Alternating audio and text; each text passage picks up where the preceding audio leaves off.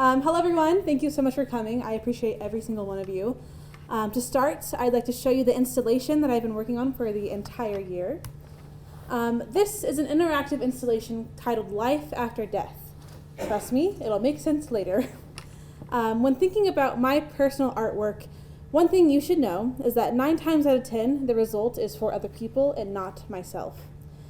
Like most artists, my ideas originate from personal experiences. Essentially, my process is, I have a problem or an issue that I'm dealing with, and then I ask myself, how can I help others who experience similar feelings? So it's very conceptually centered. Now, I could talk about Ai Weiwei for hours and hours and hours, but I'll spare you today. To give a brief overview, he's a Chinese-born contemporary conceptual artist, and he has a way of portraying societal issues in an upfront and simple way. I really admire that a lot. This is one of my favorite installations from him. It's titled Remembering. Essentially, there was an earthquake in China in which many school children died while at school because the schools were not up to code. Ai Weiwei wanted to bring attention to the lack of action the government took after the tragedy, and thus he created this. All these are backpacks, and they all represent a child who died. In Chinese, it reads, "For 7 years she lived happily on this earth," a quote from a mother who lost her daughter during the earthquake. In this piece, Motoi Yamamoto did these installations to not forget about memories that are fading of his family members. While he was creating this installation out of salt, he was actively thinking about these memories. So hours and hours of just tiny details of just thinking about his loved ones. At the end of the exhibition, on the last day, he made the installation interactive. He invited viewers to ruin the design by taking a portion of the salt and then return it to the sea next time they happen to be by the ocean. He did this to carry his memories around the world. Ever since I found this piece, I've kept this idea of an interactive art installation in the back of my mind, and finally, I get to do it for thesis. So I'm very happy about that. If you know me personally, then you would know I experience severe anxiety.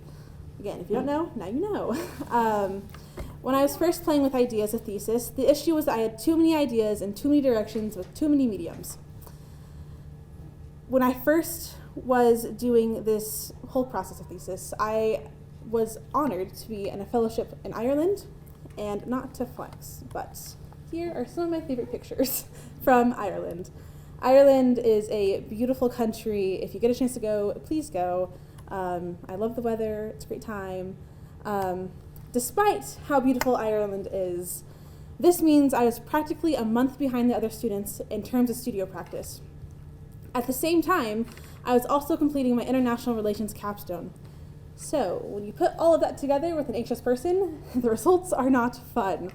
But anyway, during one of my many existential crises, I just remember thinking, I wish I could let this all go. I don't want to feel this anxiety anymore. I wish I could just let it go and never see it again. And for some reason, that stuck with me. And again, during this process, I was experimenting with what I wanted the thesis to look like, and I came up with an idea that I absolutely loved. All you need to know is that these designs featured a huge Korean jar in the center called an ongi jar. You'll see here, center, center, center. I'll talk more about ongi jars and what they are later. But like I said, they are Korean. I chose to research Korean ongi jars for a number of reasons, mainly because East Asia is my area of interest in my other major, international relations. And in the realm of ceramics, East Asian ceramics is often referenced and is, I would say mostly for most ceramic artists, is a basic foundation of their work. I really don't like to change my ideas once I have them. But after some consideration, it was decided that this design would not be my final senior thesis. So now I have the issue of what am I going to do now? I remember talking with my brother about this. Logan, give a wave. That's my brother. And I said to him that I had really fallen in love with the process of making bigger pots. And I loved the accomplishment I felt after I was done with the first one, and I was truly challenging myself within the process. For reference, these were about the biggest things that I could throw that looks visually appealing. So, to go from that to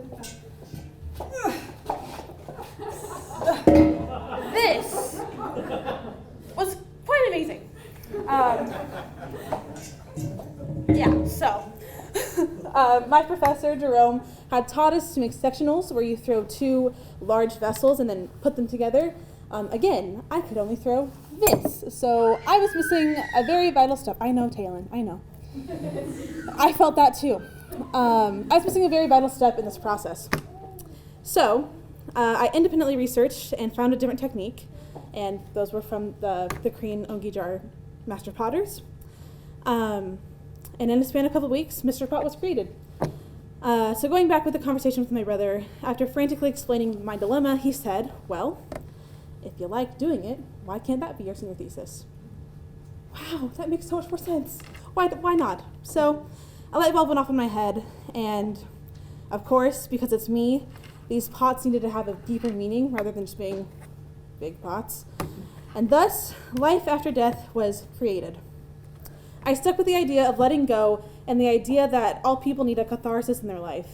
This is the interactive aspect. I invite viewers to have this experience in a space where people can let go of their burdens, even if it's only for a short period of time.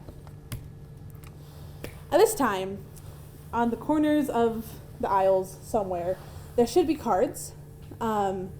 This is the interactive piece. I forgot to give you writing utensils, so you don't have to write anything yet. But when you do get a writing utensil, I invite you to write down what you want to let go in your life. And if you've already filled one out, congrats on submitting the assignment early.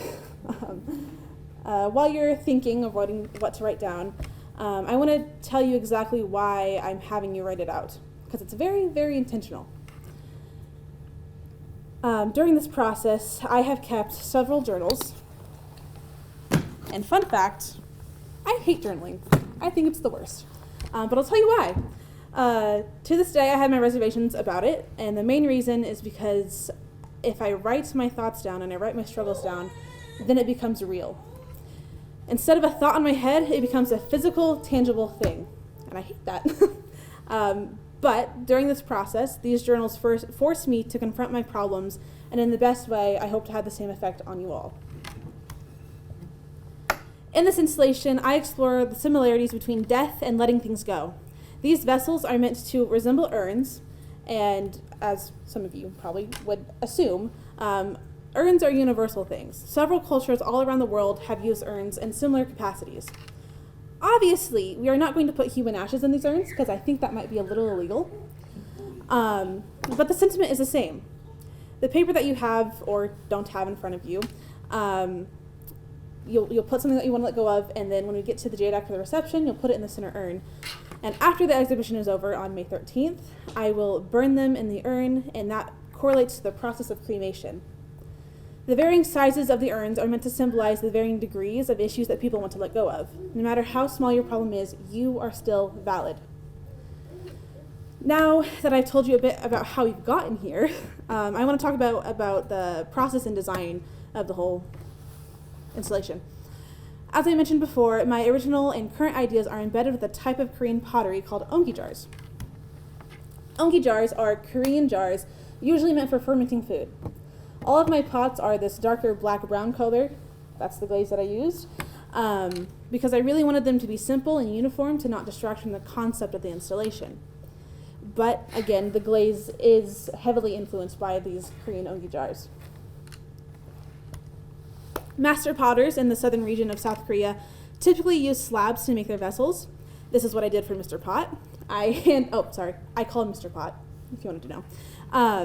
I hand rolled out the slabs using the same technique I saw from various artists, Hakso Lee and Moonam Lee, to name a few. Of course, because I'm not a master potter and this was my first attempt at it, Mr. Pot has some quirks. But Mr. Pot proved that I could indeed make something bigger with clay. So I altered the process a bit and got better and better, and here we are. Now this brings the issue of ongi jars do not equal urns. They're different in shape and they're different in design. So I did a quick search on Google and found the most popular and recurrent designs involving two bands on the urn. One on the shoulder, which is where it's the most wide, and one on the bottom of the vessel, and usually the same design would also be apparent on the lid as well. So that's what I did, and that's how I chose the design of my urns. As for the actual designs on the bands, the first design is something that I used a tool that applies texture. and it looks a little like this. I played with this texture on Mr. Pot. You can't see it, it's dark, but when it's light, you'll see it. I didn't like it, so I tried to control it more, and the result is what you see now. So I had that design and texture down, but I didn't want it all to be this texture. I wanted some variety in this installation, so I took time to think about it, and I really thought, I need a design that could have something special in the main urn, because I always knew that there was going to be a main central urn, but also something to be more low-key on the side urns. And one day, it just hit me. Flames, rebirth, phoenix.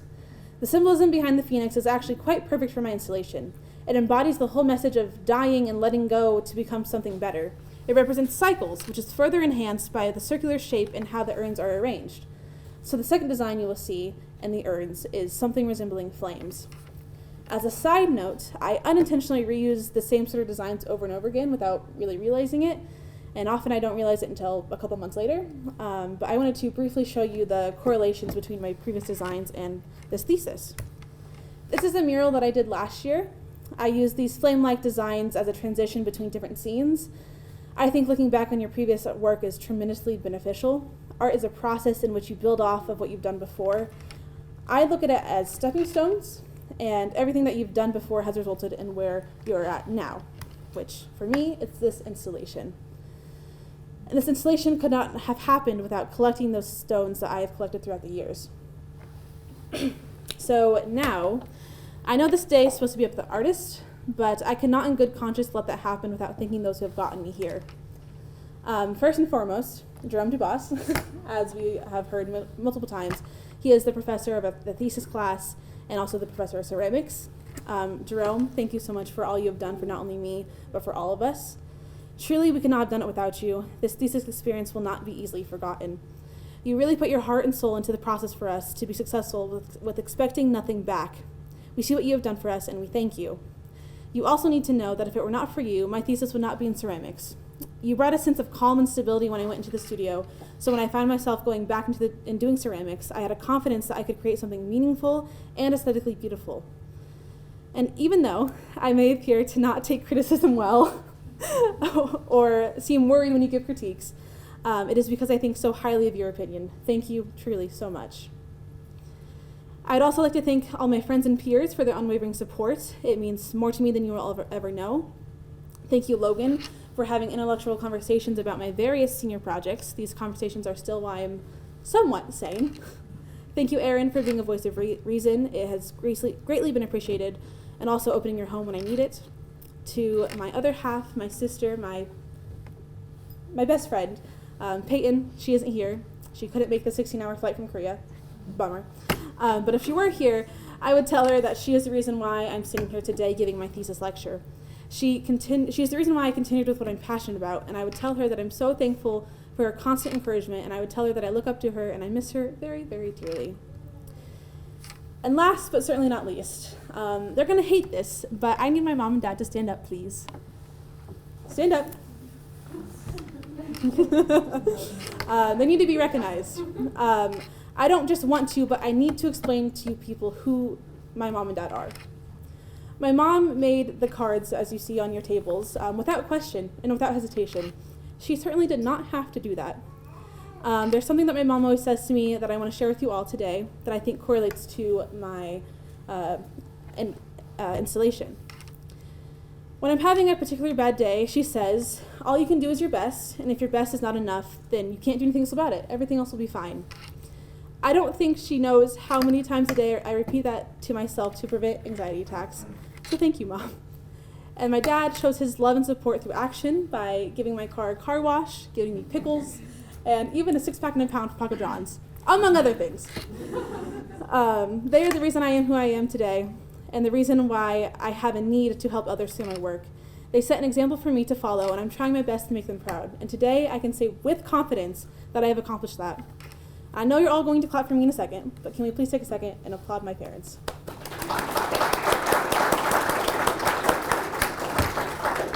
Thank you, Mom and Dad. To finish, this installation is for all of you, a rebirth after a new self after letting go.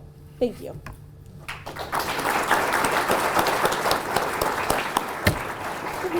All right, that was fun. Thank you, Savanah, and thank you for those kind words. Oh, wrong button. Comes to the middle to entertain some questions. Which one is it? Stephanie will get set up for Uh-huh. hers. Okay. Sorry, I had to move all my props. Oh, thank you. You're going to do so good.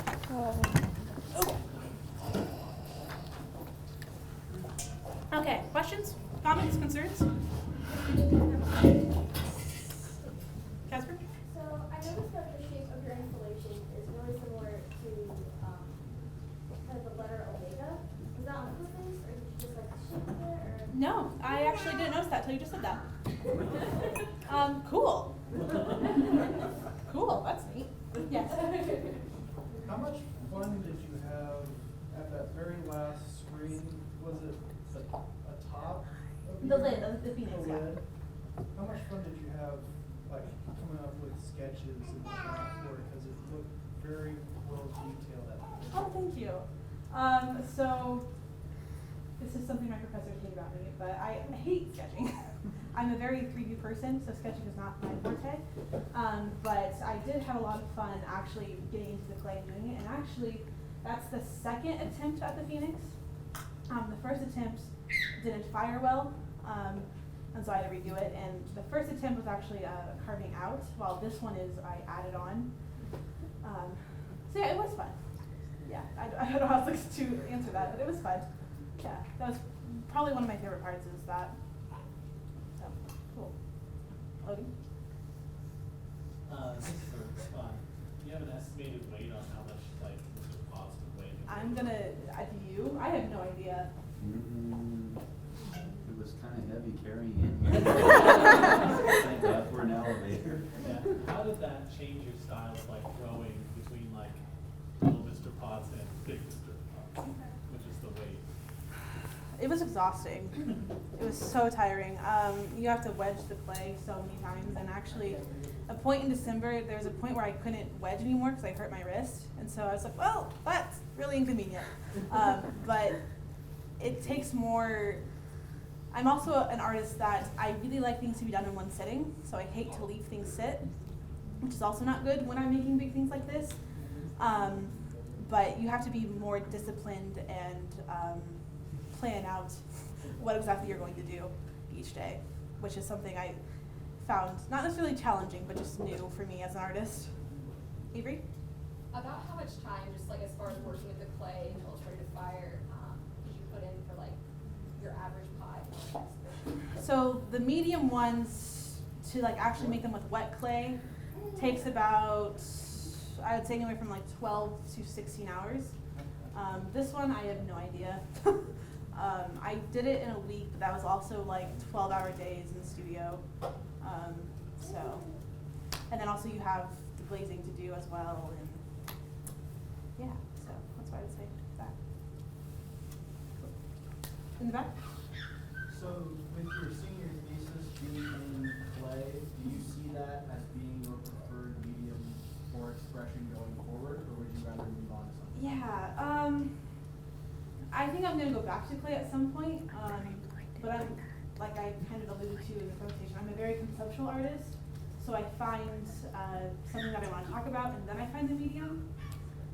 I had no idea I was doing clay for my thesis, and thought, in fact, if you would have told me 4 years ago today, I would be doing my thesis in ceramics. There's no way. But now here we are. So it just so happened that the concept fit the medium for me. So I do find myself going back to like more 2D work later on. So yeah. Casper. One other question. Yeah. What is the material, so for the shape of your project, Mhm. what is the material that you use between the pots? It is dirt and soil. So there is a layer of potting soil underneath the dirt, just because I already had it. And then on top is just a layer of soil that I got from my hometown, well, kind of hometown in Arapahoe. So that's what it is. Yeah. Am I missing anyone? Emma.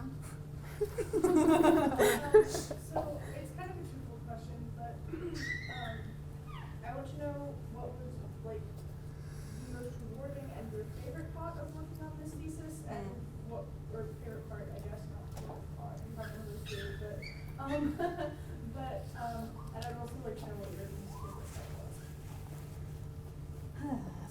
The favorite part, like I said in my presentation, the finished product in like, it's like you make one more mark and you walk away, right? That's like the most rewarding to me. I remember finishing this and I just sat on the floor of the studio for like 20 minutes going, oh my god. And the least favorite part was,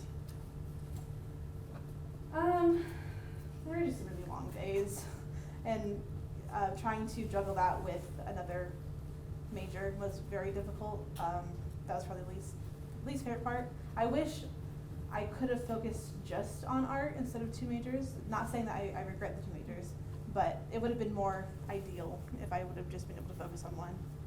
So. You said that. Don't worry.